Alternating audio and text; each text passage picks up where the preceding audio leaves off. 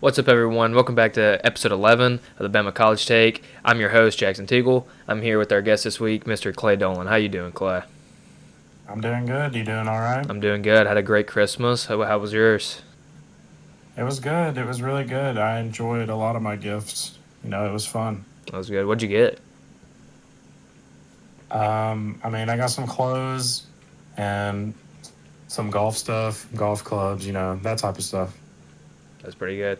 All right, Clay. Let's talk about this Oklahoma or this Indiana game actually, because we already played the Oklahoma game. So let's talk about the Indiana game. All right, Alabama, Indiana in the Rose Bowl, January the 1st. I think it's at 3 p.m. Central Time. It's going to be in Pasadena. Are you going to make the trip out to Pasadena, Clay?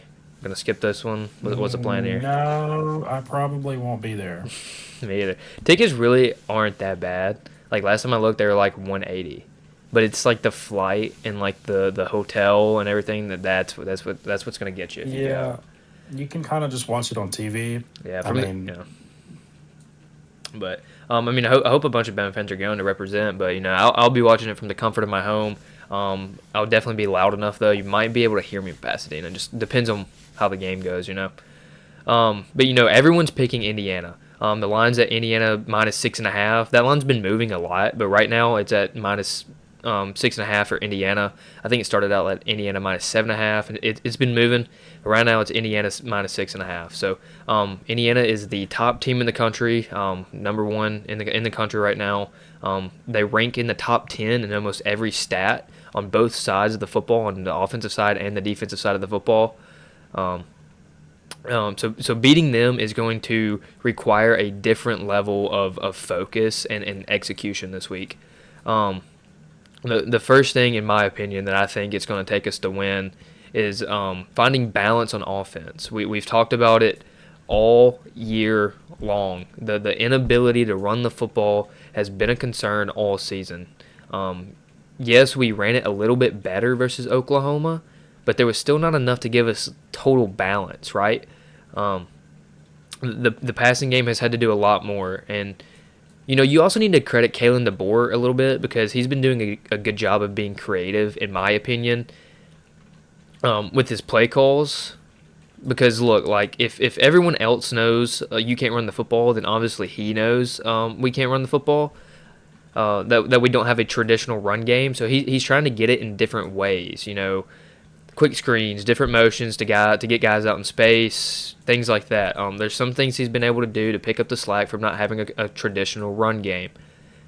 So we're having to pick up the slack a little bit because we don't have a run game. We haven't had one all year. Wait, I said it. It was a little bit better versus Oklahoma, but it still wasn't there. So it's not ideal, but you do what you have to do. So we have to be able to run the football versus Indiana. That's going to be key because if we can't, then they're just going to tee off on us. I honestly think that they have a really good defensive line. They're going to be able to tee off on us if we can't do anything but pass the football. Indiana has slowed down some very powerful offenses this season. Oregon, Ohio State, to name the best that they've slowed down. So if you think we can beat them with just a passing game, then go for it. But I do think we need to somehow find a rush attack and establish some type of threat on the ground. Because if not, we're not going to have balance on offense, and they're just going to be able to tee off on us, like I said. But that's kind of my key factor for this game, Clay. What's your key factors for Alabama in this game? Yeah, I wrote down kind of literally the same thing because we talked about, I think, in the last video and multiple other videos, I've also heard you talk about the offense and being able to run the ball. It just kind of hasn't been there. And luckily, we've been good enough, like we are consistently good enough to have the passing game kind of back us up and get us through some of these games. But I think at this point in time, like it's playoffs, like these games are legit. This is going to be a big environment. Yeah. I think I don't know that we can just win this game on passing, especially with their defense. But we've got to be physical up front on both sides of the ball. The offensive line has kind of slacked sometimes.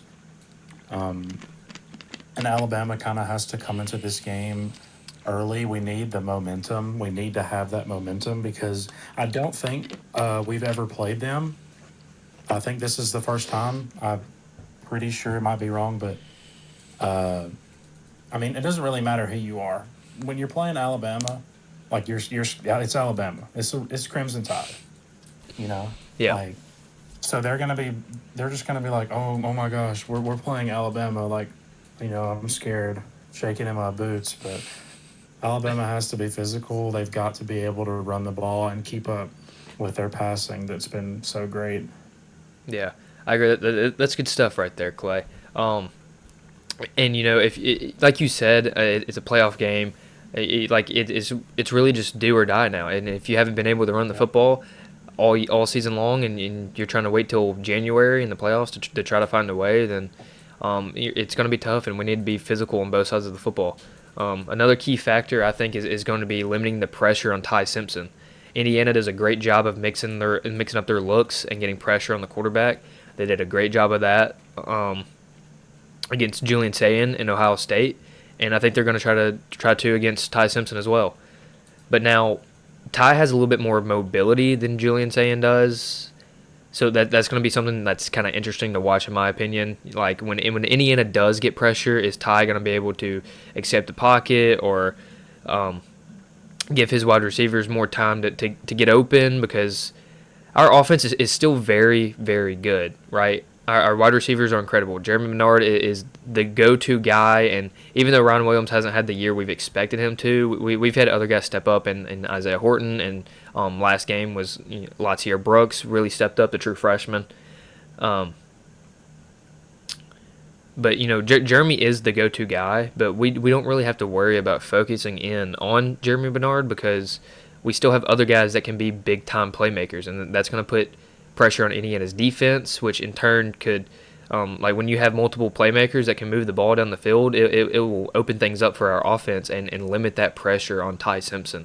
If we're able to do that, it's going to limit the amount of pressure Indiana can send, because they're going to have to worry about defending our guys out in space. We need to get Indiana out of rhythm. Some things we did versus Oklahoma, we can kind of replicate against Indiana, I think. Getting different looks from our tight ends and running backs, lining up outside in kind of quad sets or trip sets, can kind of force Indiana to send guys, extra guys out of the box and into coverage, which will also limit that pressure on Ty Simpson. Or they could just send an all-out blitz, and that's when you just got to get rid of the ball quick. So, I mean, how do you think we kind of like we need to get Indiana out of rhythm, like I said. So, I mean, how do you think we get Indiana's defense out of rhythm and Ty kind of just more time to in the pocket? I think we definitely have to give Ty enough time to make a decision because he's been great with passing. He needs to be able to have that time to make that split second decision, and Yeah, he also needs to be able to have time to run the ball if he can, because I think he's more than capable of running the ball. Um, Mendoza, I mean, he kind of stat padded at the beginning of the year. Like, I mean, my dad actually brought this up to me. I mean, again, like, let's see, like, Kennesaw State, like Indiana State, Illinois, Iowa, he had like 4 touchdowns, 5 touchdowns, 5 touchdowns, 2 touchdowns. And then, I mean, their most recent game, he had one. And in their most recent game, he also rushed for negative yards, and he's done that another game with his highest rushing yards being 45 against UCLA, and they beat them by 50. So, I yeah, mean, I just think Ty needs to have enough time to make a good decision and not make any more bad decisions that could cost us. yeah, 100%. Their defense, I mean, not the defense, but the offensive line kind of struggled early versus Oklahoma to give them some time. But once we did, I mean, we saw what Ty can do, and what our receivers um, and guys like Jeremy Menard and Latier Brooks can do when we have time to throw the football and get them out in open space.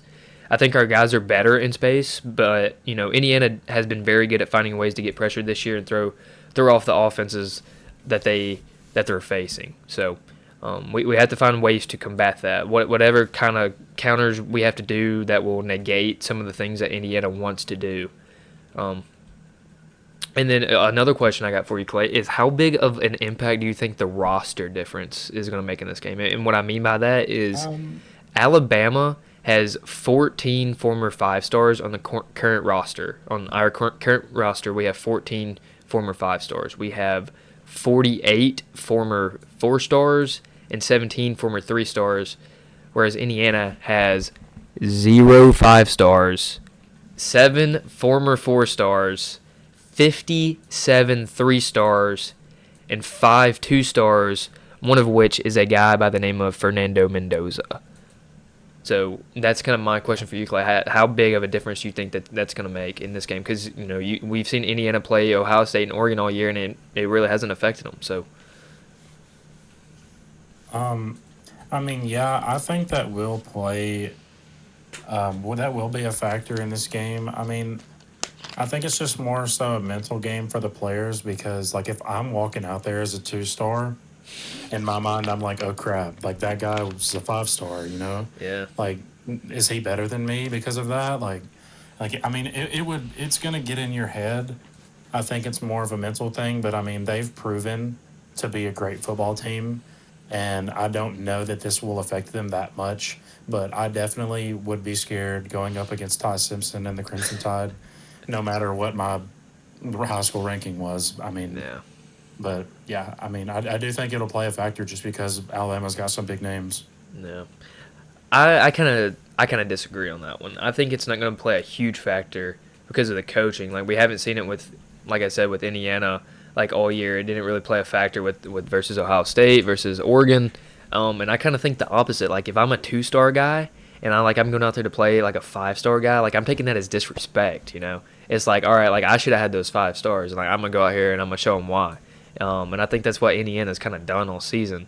But um, I think it's going to play some type of factor, but not in kind of that aspect with that mindset. I think I don't think it's going to be a huge factor because of that and because of the coaching. Signetti has done a great job of making the stars not matter with his team, but I think it can be harder to match up skill wise for 4 quarters because like it or not, most of the time, 9 out of 10 times, rankings like 5 star, a 5 star versus a 2 star, like 9 out of 10 times, like the 5 star is probably going to win, especially for 4 quarters. That's it's a long football game. So I think it's going to matter a little bit. Like I agree with you that it does matter, but not really a whole lot. I disagree on where it kind of matters. But speaking of 5 stars, this guy right here was a 5 star plus. His name is Ryan Hollywood Williams. What are your thoughts on the Ryan Williams trouble so far, Clay? Just kind of recently with the drop passes and just kind of really just being non-existent lately. I mean, for being honest. Yeah, I mean, he's really young, and I mean, he's had some great games, had a great year last year, and he still had good games this year. But I think right now he's kind of going through like a growing pain. I think last Yeah. year and some of the games this year, I think he could have got into his own head a little bit. He had all the hype, he had this and that, he was playing great, and I mean, it's like I've done that before. Like you get into your own head and you're like, man, I just can't mess up. Like I'm the best person on this field, but then you can get into a slump, and I mean, these intense games, like these games matter, Yeah. and just all the nerves and anxiety that's going through the players, like they're trying to play the best of their ability and do this and that, but um, he definitely is really young. He just needs to focus in. I mean, these games, this matters. This is do or die, like you said. He's just gonna have to step up. I mean, yeah, he's probably one of the younger players on the field, if not the youngest. I mean, the kid is what, 18? Yeah. He Is he turned 18 in 18? February.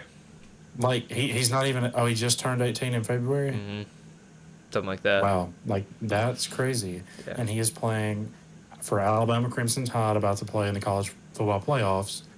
And that's a lot for a young kid like him. But I mean, he's just going through a phase. I think he's just in a slump. I still have a lot of faith in him that he can perform very well in this game. Yeah. Yeah. I kind of like what you said about the like once you think about it kind of like one time like oh like I can't mess up, you're Yeah. very like prone and vulnerable to do it again. Because I've definitely been in those situations too. It's like like I know I can do it, and then I think about it. It's like, okay, I can't mess up, and then I mess up, and then I do it again, Yeah. and I just keep messing up.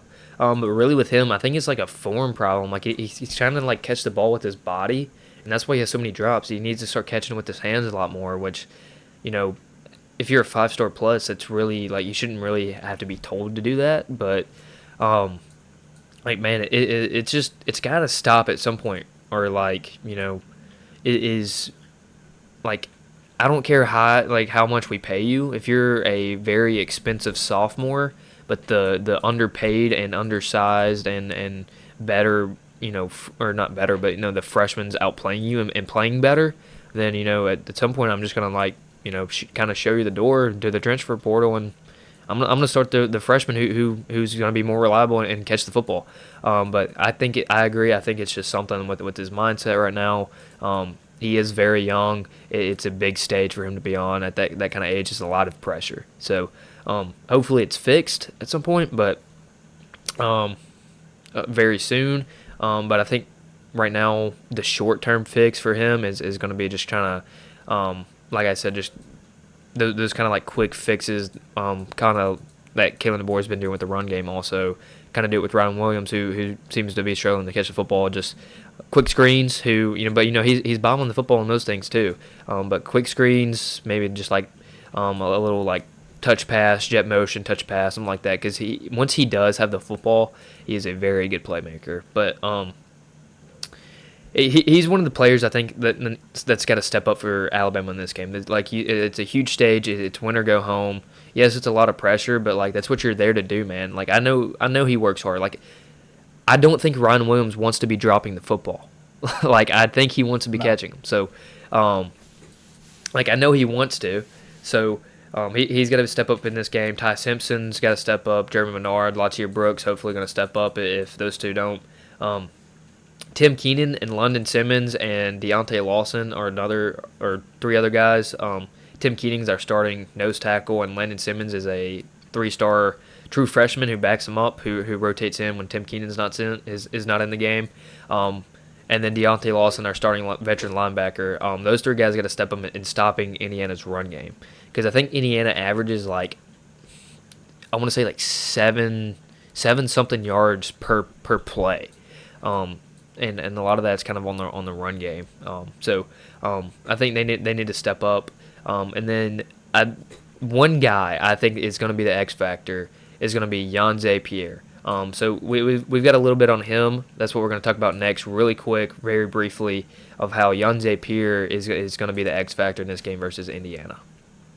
All right, here we go, Clay. I want to talk about this guy right here. This is going to be, I might start doing this every week, kind of a guy I think is going to be an X factor. For this Indiana game, I think it's going to be this guy right here, Yanze Pierre. This guy's stepped up all year. He's from Eufaula, Alabama. You ever been there, Clay? I don't even know where that's at. It is. It's. I believe it's south. Definitely south of Colbert County. So,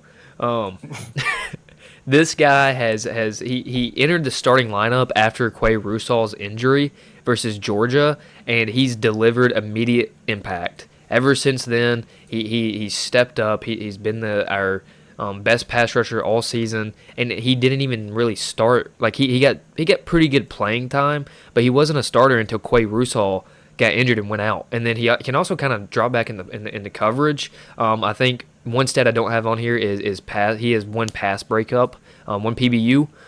So he can kind of drop back in the coverage. Kind of plays the. I want to say he's an outside linebacker, but he's more of like just like an edge rusher who can also drop back into coverage. But he has, like I said, delivered immediate impact since Quay Russal's injury. He's a consistent backfield disruption. He's got 6.5 sacks, 13 tackles for loss. Despite the limited early season snaps, like he still has a lot of like very good stats that you would see from guys who's played all season. So he forces quicker quarterback decisions. I think he's going to put a lot of pressure on Mendoza. I think he's going to give Indiana. I've seen on Twitter everyone's talking about Indiana's offensive line and how good they've been all season. They've been talking about two things: Indiana's offensive line and their defensive line. And I think this guy right here is about to show them some show them what SEC football is in the trenches. I would think he's going to show their offensive line kind of what's up. So he's a late season emergence, kind of a mid season emergence, really, which makes him difficult for Indiana to kind of game plan against. Also, there's good amount of film on him, but like I said, he hasn't played all season. He didn't even start until kind of after the Georgia game. So he's got a high motor. He's very fast, very quick, and also he's physical. He's got a lot of physicality that sets the tone and kind of sets the tone for Alabama's defensive front. He's got he can he's got the ability to convert pressure into drive ending plays. Really, when it's third down and you need pressure on the quarterback, this is the guy that's going to bring it. And also with anyone that has Bama ball knowledge, I guess he's the nephew of Courtney Upshaw, who also played at Alabama. So this is who I've got. He's going to be the X factor in my opinion for Alabama in this game. We got to find ways to disrupt Indiana on both. We talked about how we're going to on the defensive side of the ball. When it comes to the offensive side of the ball for Indiana, this is how we're going to disrupt them with this guy right here, YP, Yanze Pierre, 48 tackles, 6.5 sacks, 13 tackles for losses, 3 forced fumbles. I think 2 of those have been recovered by Deontay Lawson, and then 9 quarterback hurries. I think he's going to, like I said, he's got a high motor, and he's also very physical, is very strong. So I think he's going to get it done in the trenches for Alabama and kind of show them what big boy SEC football is really about. Yeah, I mean, I think to win a football game like this, you've got to have a guy like Pierre on defense. You've got to have somebody who's got that dog in him. Like, you got to have Yeah. somebody that wants it, and I definitely think that he wants it. That's exactly right. I mean, that's right. because what you said, he just kind of arose like this season, and he's put up some crazy stats. I really do think that he wants it. He wants to win this game, and he wants to do good on defense. Because your coaches always tell you defense wins championships. Yeah, in the scheme of things, that's a fact. You've got to play good defense to win a football game. And you were talked about his coverage. I think his range and zone coverage is a big factor. Indiana kind of relies on tight ends and like intermediate routes to move chains. And Pierre's ability to drop and like read the QB disrupts their plan. And I think they know that. This is definitely going to be a guy on their whiteboard to look out for. He's been great. Just the sacks and the tackles and the confidence that comes from him. Mm-hmm. Just kind of coming up this year, doing great. Yeah. He's dangerous as a delayed blitzer. And it's like he kind of he provides pressure in disguise. Kane Wommack, what he wants defensively, versatility and aggression. Pierre is comfortable playing downhill and scraping laterally and blitzing. No matter where the ball's at, he's going to be there. He's going to be behind him down. She's going to be making that play. But yeah, he's an aggressive player. Yep. And Alabama's defense just has to be good, not even just with Pierre.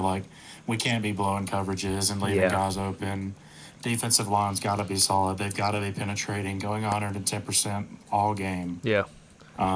Because I think if we can do that, I don't think the offense is going to have to make up for much. I just think we need to play good defense. Mm-hmm.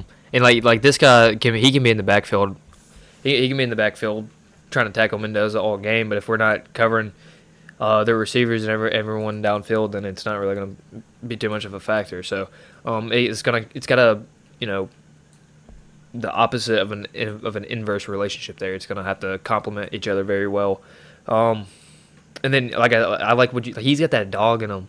That's the only reason he stepped up, because he didn't start, and then once he got that opportunity, he got that dog in him, and he's been starting ever since. So Quay Russaw has definitely been rotating back in the last couple weeks, just because he came off of injury, just kind of rotating back in. So it's really good to see him back, because that dude is a beast also. So if we can get both of these guys going, it's gonna be a scary sight for a lot of offenses. And while you were talking there, I was just kind of wondering about Pierre's classification because I wasn't really sure. I knew he was either a sophomore or a redshirt freshman.